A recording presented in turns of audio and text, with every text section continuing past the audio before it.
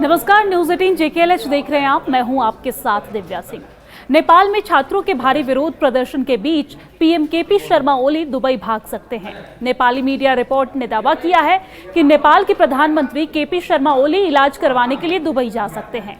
नेपाली प्रधानमंत्री के दुबई जाने की संभावना को लेकर रिपोर्ट उस वक्त आई जब नेपाल में दर्जनों जगहों पर दिन में लगातार छात्र प्रदर्शन कर रहे हैं और हिंसा हो रही है। नेपाल की राजधानी काठमांडू में सोशल मीडिया पर बैन और कथित राजनीतिक भ्रष्टाचार को लेकर प्रदर्शन में कई लोगों की मौत के बाद आलोचना का सामना कर रहे गृह मंत्री रमेश लेखक ने अपने पद से इस्तीफा दे दिया है। उन्होंने सोमवार रात प्रधानमंत्री केपी ओली को अपना इस्तीफा सौंप दिया। वही सोमवार को दिन में युवाओं और पुलिस के बीच झड़पों में कम से कम 17 लोगों की मौत हो गई है। देश भर में कुल 19 लोगों की मौत हुई है। हालांकि काठमांडू के अलावा पूर्वी शहर इटहरी में भी 2 लोगों की मौत हुई है। वही अधिकतर घायलों को न्यू बनेश्वर स्थित सिविल सर्वेंट अस्पताल ले जाया गया है, जहां पर उनका इलाज करवाया जा रहा है। काठमांडू के स्थानीय पत्रकार के अनुसार कम से कम 150 लोग वहां पर अलग अलग अस्पतालों में भर्ती हैं। आपको जानकारी दे दें कि वहां के स्थानीय पत्रकार ये कहते हैं कि कई जगहों पर कर्फ्यू भी लगा है, सेना भी सड़कों पर है, भारी झड़पें वहां पर देखने को मिल रही है। इसके बावजूद भी प्रदर्शनकारी पीछे नहीं हट रहे हैं और मौत की रिपोर्ट्स आने के बाद भी लगातार प्रदर्शन जारी है। प्रशासन ने कई जगहों पर कर्फ्यू लगाया है। खुद को जेनजी यानी कि नई पीढ़ी बताने वाले प्रदर्शनकारी सिस्टम में फैले कथित भ्रष्टाचार का मुद्दा भी उठा रहे हैं। इसी बीच नेपाल के सूचना मंत्री ने ऐसे संकेत दिए हैं कि सोशल मीडिया बैन के फैसले पर पुनर्विचार किया जा सकता है। सोमवार सुबह हजारों प्रदर्शनकारी काठमांडू सिंह दरबार में इकट्ठा हुए और फिर न्यू बनेश्वर स्थित संसद भवन की ओर बढ़े। कुछ प्रदर्शनकारी बैरिकेडिंग पार करते हुए संसद भवन परिसर में घुसने की कोशिश कर रहे थे और इसी दौरान झड़पें हुई और पुलिस ने बल का प्रयोग भी किया। आपको ये जानकारी दे दें कि राष्ट्रपति भवन, शीतल निवास, नारायण दरबार संग्रहालय और प्रधानमंत्री आवास और साथ ही साथ संसद भवन के आसपास रात 10 बजे तक कर्फ्यू की घोषणा की गई थी। वहीं इसके बाद स्थिति को देखते हुए फिर से कर्फ्यू को बढ़ाने की घोषणा की गई। कर्फ्यू बढ़ाने की घोषणा के तुरंत बाद नेपाल सेना की टुकड़ी सड़कों पर तैनात कर दी गई। नेपाल सेना के प्रवक्ता सहायक जनरल राजाराम ने कहा है कि लिखित आदेश मिलने के बाद एक छोटा सैन्य दल शांति व्यवस्था बनाए रखने के लिए भेजा गया है। अधिकारियों का कहना है कि कुछ प्रदर्शनकारियों ने संसद भवन में घुसने की कोशिश की। इस दौरान हिंसा की रिपोर्ट्स हैं और कई घायलों को अस्पताल ले जाया गया है। नेपाल से आ रही ताजा तस्वीरों और वीडियो में हजारों प्रदर्शनकारी नजर आ रहे हैं। प्रदर्शन में शामिल एक छात्र के हाथ में बैनर था जिस पर लिखा था कि भूकंप की जरूरत नहीं है, नेपाल रोज भ्रष्टाचार से हिलता है। युवा भ्रष्टाचार के खिलाफ नारेबाजी भी कर रहे थे। आपको जानकारी दे दें कि कुछ महीना पहले ही नेपाल में राजशाही बहाल करने के लिए भी आंदोलन हुआ था। उस दौरान भी प्रदर्शनकारियों ने सिस्टम में व्याप्त कथित भ्रष्टाचार को मुद्दा बनाया था।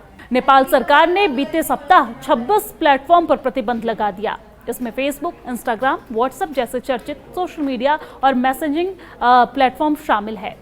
सरकार का कहना है कि सोशल मीडिया कंपनी को देश के कानूनों का पालन करने, स्थानीय दफ्तर खोलने और ग्रीवांस अधिकारी नियुक्त करने के लिए 1 सप्ताह का समय दिया गया था। चीन की सोशल मीडिया कंपनी टिकटॉक ने समय रहते हुए इन शर्तों का पालन कर लिया, इसलिए टिकटॉक पर प्रतिबंध नहीं लगाया गया है। लेकिन नेपाल में बड़ी संख्या में लोग विदेशों में रहते हैं। मैसेजिंग ऐप एवं सोशल मीडिया पर बैन के बाद विदेशों में रह रहे नेपाली नागरिकों को परिवार से संपर्क करने में दिक्कतें आ रही हैं। सोशल मीडिया वेबसाइट पर प्रतिबंध के बाद युवाओं ने प्रदर्शन का आह्वान किया। हालांकि नेपाल में इस समय टिकटॉक चल रहा है। आयोजकों ने टिकटॉक पर कई वीडियो शेयर कर युवाओं से प्रदर्शन में शामिल होने की अपील भी की है।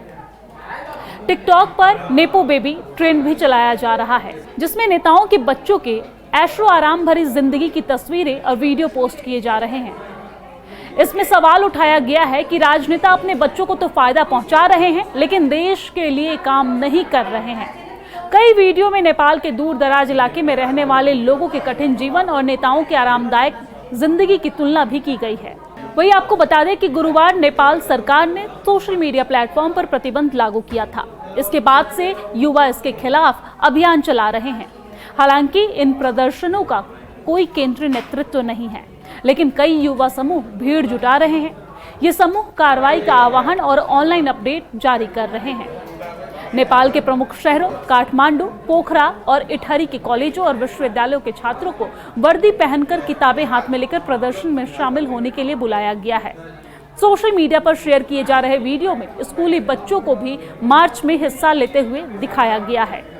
अब साफ शब्दों में जान लेते हैं कि आखिर प्रदर्शनकारियों की मांग क्या है, वो क्या चाहते हैं, क्यों इतना उग्र प्रदर्शन कर रहे हैं।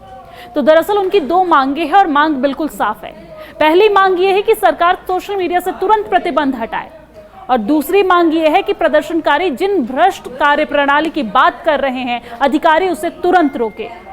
प्रदर्शनकारियों में अधिकतर कॉलेज के छात्र शामिल हैं, जो सोशल मीडिया पर रोक को अभिव्यक्ति की स्वतंत्रता पर अंकुश लगाने वाला बताते हैं।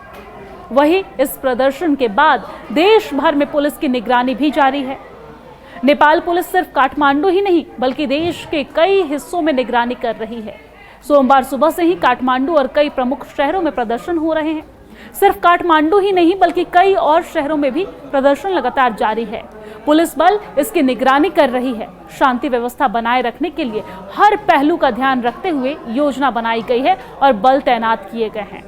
लेकिन अब इसी बीच खबर ये भी सामने आ रही है कि फैसले पर पुनर्विचार हो सकता है। जी हां, दरअसल नेपाल सरकार में सूचना मंत्री ने यह कहा है कि सोशल मीडिया प्रतिबंध के फैसले पर पुनर्विचार करने को लेकर चर्चा चल रही है। प्रधानमंत्री केपी शर्मा ओली ने कैबिनेट की बैठक बुलाई है और इस बैठक में इस मुद्दे पर चर्चा होगी। सूचना मंत्री ने कहा है कि जनता की जान से बड़ा सरकार का कोई फैसला नहीं हो सकता है। हमारे लिए जनता की जान सबसे अहम है। अगर जरूरत पड़ी तो सरकार के नीतिगत फैसला पर भी पुनर्विचार किया जा सकता है। अड़े रहने का कोई मतलब नहीं है। सूचना मंत्री ने यह भी कहा है कि उन्होंने सोशल मीडिया से प्रतिबंध हटाने का प्रस्ताव आगे नहीं बढ़ाया है, लेकिन इस पर बातचीत चल रही है, बातचीत हो रही है। मंत्रिपरिषद कोई न कोई निर्णय जरूर करेगी।